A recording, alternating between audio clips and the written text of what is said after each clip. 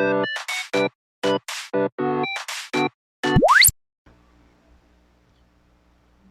everyone, welcome back to the channel. So I'm going to review the PowKiddy RGB20s after some time of using it.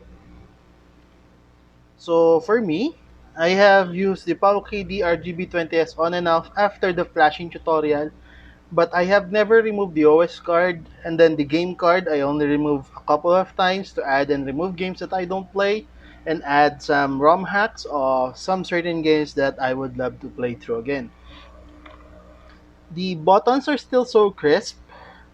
I usually play with the left analog stick and then the face buttons. The D-pad for me, I only use for SRPG for precision movement for a single block of movement. And then for some platformer games that, or some emulators that I am more comfortable with the D-pad.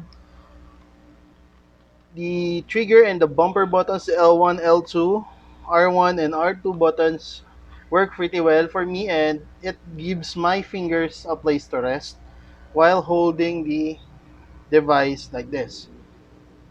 The speakers are top notch. It still provides sounds that is crisp and close to the emulator. And I usually just plug in an earphone if I want to, and or lower the volume if I am hearing some crackling sounds. So initially, when I there are some reviews that find the buttons of the PowKiddy RGB20s when you shake it, they there's a rattling sound. So it's not a big deal to me because I don't shake my device, and during gameplay I don't really notice it, and it might have been because of a little bit of margin, so that it doesn't really fit that well to the hole. All the buttons here have a little bit of margin so that they won't scratch the case per se. So I have updated the ArcOS that I have used to the latest version as of recording.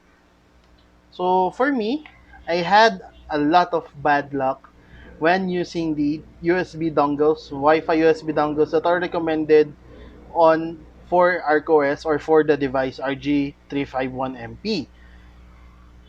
So for with that, I have used only a Type C to an RJ45 LAN converter, and it works well, and it's way cheaper than the USB dongles that I have used. So I just plug it in the OTG cable and it should work.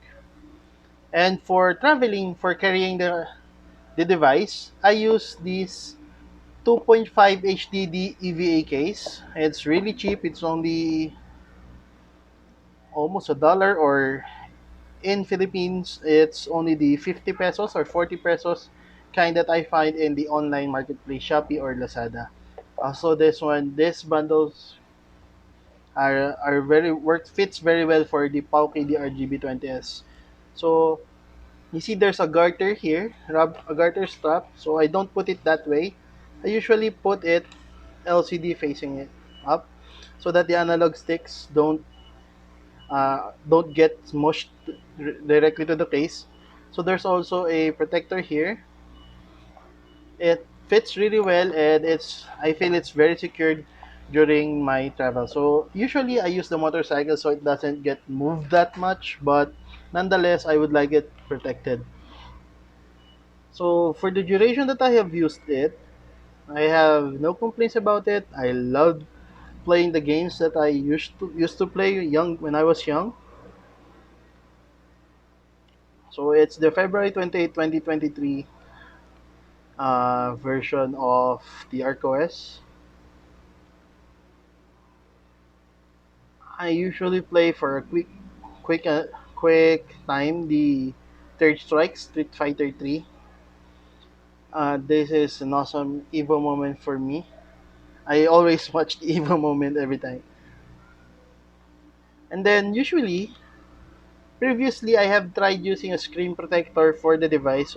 Currently I have removed it because I applied it incorrectly. There were a lot of bubbles, so I'm just waiting for the arrival of my new screen protectors. What I did was order a screen protector for the new 3DS XL, or the new 2DS XL rather, because I find it that the lower screen almost match the dimensions of the screen of the RGB20s.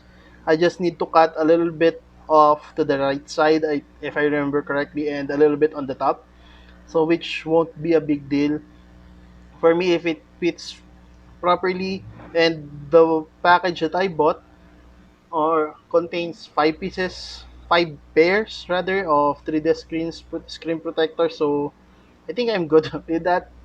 If I fail, I'll still have a backup.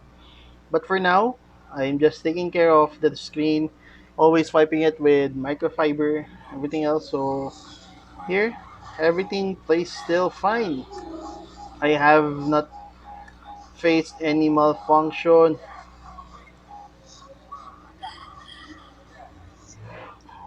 during gameplay. The function button, I didn't bother setting it up because yeah, I'm used to pressing select start and select X in settings.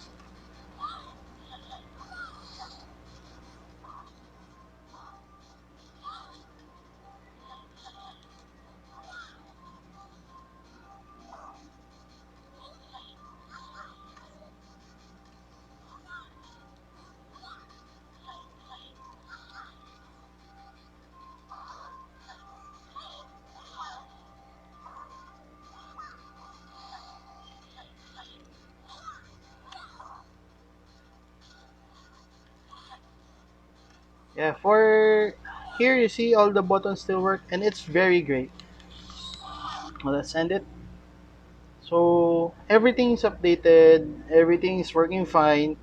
So I think that's it for the review, a very short video of the review of the PowKiddy RGB20s and what tools that I have used to update it and protect it during my usage of it. Yeah, and then the most powerful game, or rather, for me, the best game that I play usually on the PSP is the Kingdom Hearts Birth by Sleep.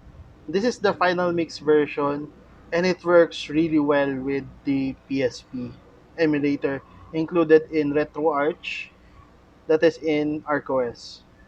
So for now, it doesn't launch. So for if that happens, you can just go to menu. I intentionally moved that so that for those who have experiencing this in the latest update, go to the emulator Sony PlayStation Portable. You open it, you see it's set to auto. It means it would be launching what we have, what the OS thinks is the best.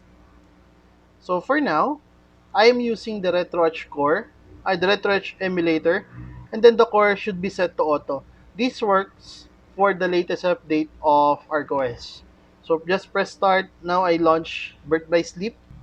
For me, it's rather smooth and plays well for this device. There are some PSP games that don't work. I haven't tested them yet. If you want me to test them, I can. But for the moment, I always play, I really like the Kingdom Hearts Birth by Sleep games. So as you can see, it's a little bit stretched because it's filling up the screen ratio of our screen. For that to be fixed, you have to press select X and then back once for the RetroArch menu since we are using the RetroArch as an emulator. You press A on settings, video, and scaling. Once you're in scaling, the aspect ratio shouldn't be 4:3. Just go to core provided. Set it to core provided. You can press A on it and just or press left a couple of times for it to move to core provided. Once it's in core provided, you can just press select and X again, and then as you can see, it's not that stretch anymore and it looks great for me.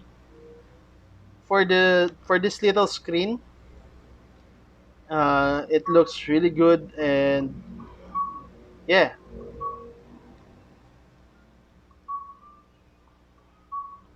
so right now I'm going to show you a quick gameplay, I'm gonna skip the opening intros, the opening videos for the game. I think my save states got wiped.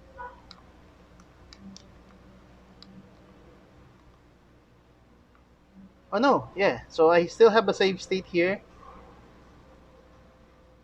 It's right before you fight with Terra and everyone else. So everything works fine. You can move around. I don't know if it's visible in the video. Uh, it's really smooth. I think there's frame skipping applied, but there are times when you use abilities for the first time or a texture is introduced for the first time in the game. There are times that it would stutter or pause for a few seconds, but it's just that. It's just texture caching. The emulator's just saving the texture so that next time it gets called again, it would be faster or much quicker for it to load that texture. So there we go. Here's me playing Kingdom Hearts Birth by Sleep final mix. So I'm going to block fence attack and just wait for him to attack. Oh no. Yeah. I think the volume's at 50%, so I can maximize the volume. And I can capture the volume directly to my phone, but I really don't like to do it now.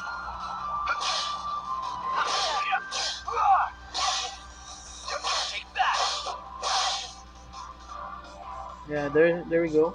This is not the max. I think this is the max volume that it can go. And right now I'm just going to end the recording here. I think it's taking too long. So here I am playing PSP on the RGB20s. I haven't tried Dreamcast yet. Oh, okay. So that's all, guys. If you want me to check out a game for this device, just drop a comment. But if you would just like to ask about God of War, I haven't tested it, but it's one of the hardest thing to emulate and for the PSP. So I doubt that this device would run it. But if you want, I can still try. So I just put this image. So please don't forget to like and subscribe and wait for my playthroughs of Tomba and other PS1 games that I have recorded on my PC. Thank you. So that's all. Thank you.